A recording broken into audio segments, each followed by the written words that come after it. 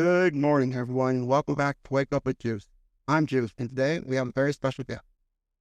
She is the queen of resumes, the master of mock interviews, the person who saves more students by wearing questionable outfits to interviews than anyone else on earth. Please welcome UI Reach career staff, Abby Goldberg. Woo woo. Yeah, and I'm hyped for her to be my guest on today's show. Okay, let's get started. All right, Abby, for people who don't know you, what was your official job title and what do you actually do all day?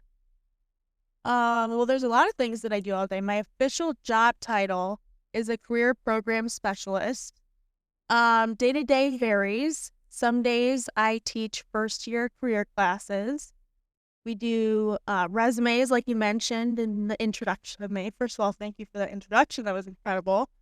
So we can do resumes, we do job shadows, just prepping for what your job is going to be like in the future. So we do some classes. So I teach 2 classes this semester, and then also student support here and there if they need my support. So I'm your SST, right? Student support team for career. So if you need help applying to jobs, if you need help practicing for interviews, if you need support going to the interviews, I can do that as well. Sometimes I visit students on the job for job site visits. And yeah, it's kind of what a day in my life is like. That is really cool. Thank you. I can see myself doing a job like that. Yeah, That's pretty. I could see that. Well, you're on the paraeducator path. That's pretty similar. Yeah, we can start having you do some trial runs with that. If you ever need to help, or if you ever want help with resumes, please be my guest. Yes. That can be your job. Yeah. Okay. The next question. How did you end up working with UI Reach? So I was an undergrad at the University of Iowa, majoring in therapeutic recreation. And then it was my second semester of my senior year where I became the UI Reach therapeutic recreation intern. I do remember that. Yeah, I remember that. Fun time. Fun times, exactly. And I loved it so much. And then it just so happened towards the end of my internship, there was job openings available. So I applied, and then I got the job, and I started working as a career program specialist in August of 2024, I believe. Yeah. That's very exciting. We're glad to have you here at Reach. Thank you. Okay. When I was an intern, I think you were a first year. Yes, I would have been a first year in the program. Yeah, I remember that. Time flies, right? It does, doesn't it? I've all been here for a couple years now. Yeah. Hey, that's crazy to think about. Okay, okay, let's be honest. What is it like helping me with my career stuff? I find it very exciting helping all the students with career things, especially like working with you since you know what your passions are and you know what you want to work towards.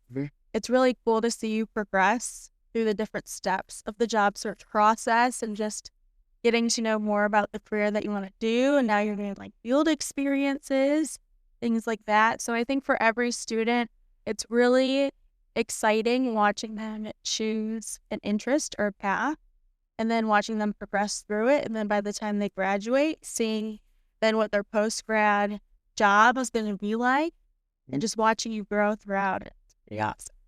That is really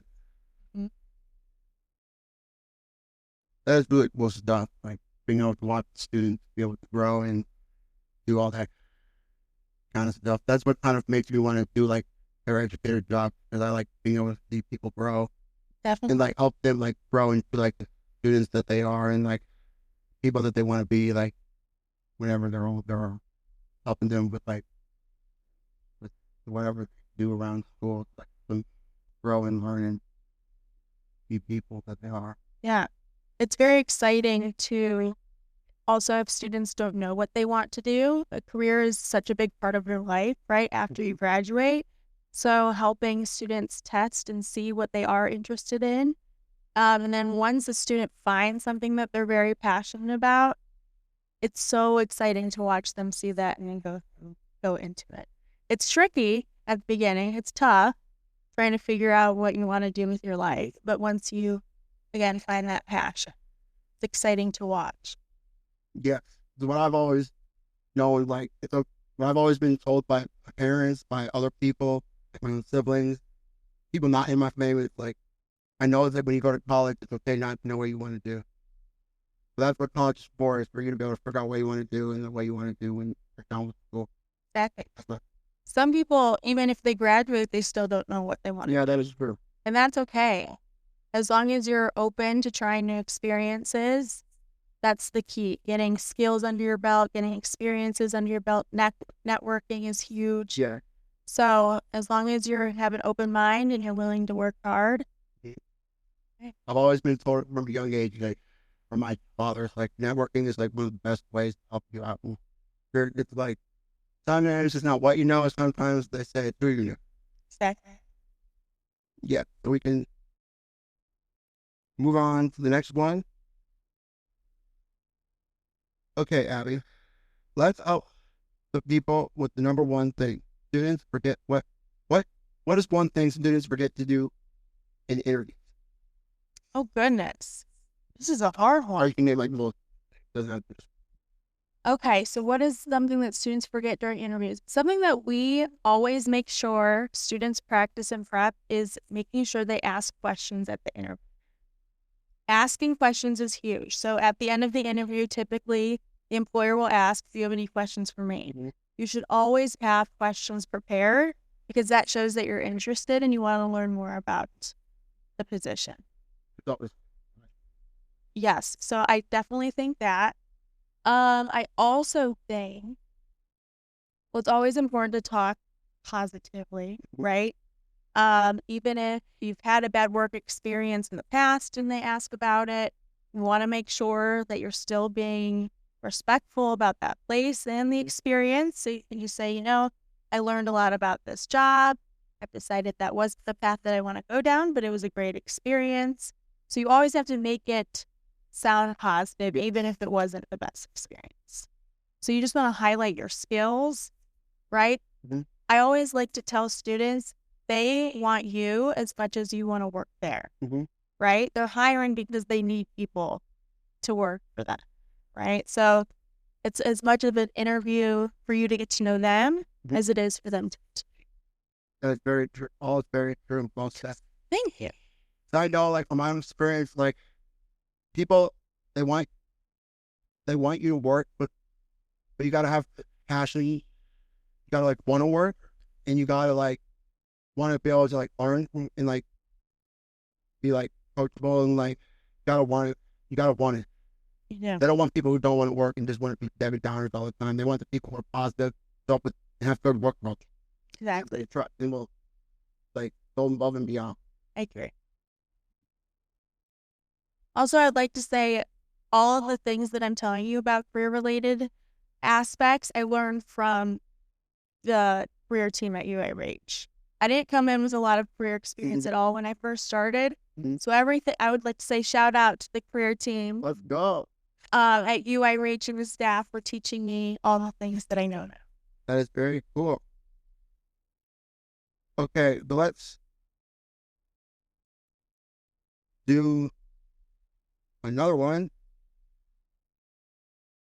So this is not really okay. What is something like funny or like you think out of like different that really shouldn't be said in interviews that you've heard people say like when you've done like mock interviews with people? Ooh, I've heard a lot of interesting things. Oh wow. Sometimes people will just start talking about personal stories that don't relate to the questions that are being asked. It's always interesting when someone starts to talk about a bad work experience and really starts to be negative about it. Maybe just asking questions that aren't really appropriate. You never want to ask how much money affects things. You never want to bring in politics. You never want to bring in religion. All of those things are big no-nos to talk about during interviews. So I think at times there have been moments where people can learn from it and do better next. There's always room to grow and improve for the next time. There is, exactly. Just because you make a mistake, always say making mistakes is the way to learn and the way to grow and get better. And practicing, it's okay to make mistakes and making mistakes. Actually, how you learn and how you grow and do better the next time. I agree. Yes. For now, we're going to go into something different. So, a little different. So, what is one thing you wish every student would understand about finding a job? Oh boy. I would like every student to know if they don't end up getting a job that they apply to, it's not because they're not good enough. Mm-hmm. Some jobs look for different qualifications, some look for different people that they want. So if you're, let's say, going to apply for an IT job but only have working in a daycare as your experience, they're probably going to say no if that's their expectation that you have experience in an IT job, right? Yeah. That doesn't mean, oh, you're a horrible worker, we don't like you, we don't want you. It's just because you don't have what they're looking for. Very true. Very true. So I think rejection is always hard, Mm-hmm. but you need to keep in mind that it's not a personal attack on you or your personality or character. It's more of what they are looking for in that moment for an employee. I also think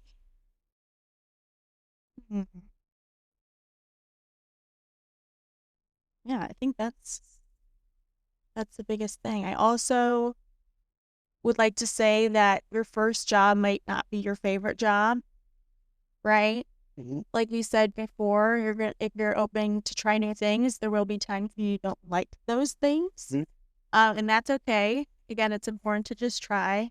Oh, I would also say that there's always going to be something, a part of your job that you don't like. Yeah. Right? So like for my job right now, I absolutely love my job. There's always going to be small tasks or little things here and there that I don't necessarily enjoy, but you do it because it's part of the job. Yeah. Right? That's going to be anywhere you go. You can find your favorite job in the world, and there's still going to be some type of task that you might not enjoy. Right? Yeah. So it's important to at least stick it out for a little bit to see the different tasks that you do in your job to see if you truly enjoy it. Yes, and I've always been like by a lot of people who really like their job, but there's not, no one really likes 100% of it. There's always things that people will not like about their job. It's just any job. No matter if you really like your job, you can still like what you do, but there's not every single thing about it that's going to be like your jam, what you prefer to do. Mm-hmm. But it can still be, but you can still find it like overall like really well. Exactly. Good. Exactly. Yeah. For now, we're going to get to know you more as a person, more than just like related to like career Oh boy. stuff. So like let's get down to business over here with that. Like what is something you like doing for like fun, like a hobby, like doing like when you're not working, helping students? I'm a big, I don't know if this would be considered a hobby, but I just love to relax and do absolutely nothing at times. Sometimes that does go back. Right? Because when you're working so hard during the week, I just want to go home and I want to watch my favorite shows. I want to hang out. If my friends are around, I'd love to see them. I like to go home on the weekend, sometimes back to Chicago to be with my family. Yeah, I love crafting. Mm-hmm. So anything with crafts, I love to do that. Oh, I love shop. I will shop any day of the week. I will. It's not that. It does. Yep, I would. Yep, that's a huge part of my personality. Thank you, Andy. But yeah, I just like being around, doing shopping, spending time with people, playing with my cat. Yes, Love my cat. Yeah. Yes, people always in class ask about your cat. Of course. So your cat's a celebrity then. Yeah, Penelope. Yes, Penelope. Go. Yes, thank you. I'll let her know you said that. You know, man, It's okay. it gets the point across. Yeah. Okay. So now that you know more a little bit about yourself and whatever, so we can start closing this out. So like with one question, what is one thing you want every REACH student listening to remember? Ooh, I have. Do I have to choose just one? No, you can do more than one. Like minutes, to be honest. Okay, I would say first of all, enjoy the experience and the time that you're in right now. Try to be present. I know that's so hard, but even for me, looking back to my college experience, it goes by quick. That's Like even us just like I started as an intern when you were a first year, and now you're a third year, and I'm my second year working here. Like it goes so fast. yes. So just enjoy the moment. Take advantage of the opportunities that you get. Mm. Say yes to things. Sometimes even I remember if someone's like, "Hey, you want to go do this with me?" And I was like, "No, I really don't want to." I wish I would have. Right? Yeah. Gaining that experience, making those memories. Because then, yeah, when you graduate, you're going to go on to work and you might not have the time that you have in college. So really take advantage of that time, being with your friends, meeting new people, all that. College only happens once. It does. It goes by extremely fast. What I've learned in college, you gotta make the most of it. Like I try, like make the most of it, do what I can, within like reason, Yeah. without overdoing it. Because you can do it, you can overdo it. Exactly. Like I do it to the point, but I don't feel like I over. Like I feel like I do it good job. You've balanced. Yes, got that school, home balance. Like you also got that like work balance. Very similar. So in every podcast, I like having what I call daily pour. It's basically where I have a quote and reflect on it. So today's quote is success is liking yourself, liking what you do, liking how you do. Maya Angelou. So Abby helps students get there one step at a time. So basically, success is like when they say like liking yourself, like liking yourself is a huge part like what I talk about in my podcast a lot because I really believe it's hard for me to like others or believe in others if you don't believe really in yourself. Well, I've learned, and you gotta like how you do it. Just don't be afraid to be you and just do it. No point. Just be yourself. And that will take us to the end. So, Abby, thank you for being here. Thank you for everything you do for REACH students. And thank you for helping people believe in themselves, including me. And to everybody listening, remember, small steps count, small wins count, and you're capable of more than you think. See you next time, same juice. Bye.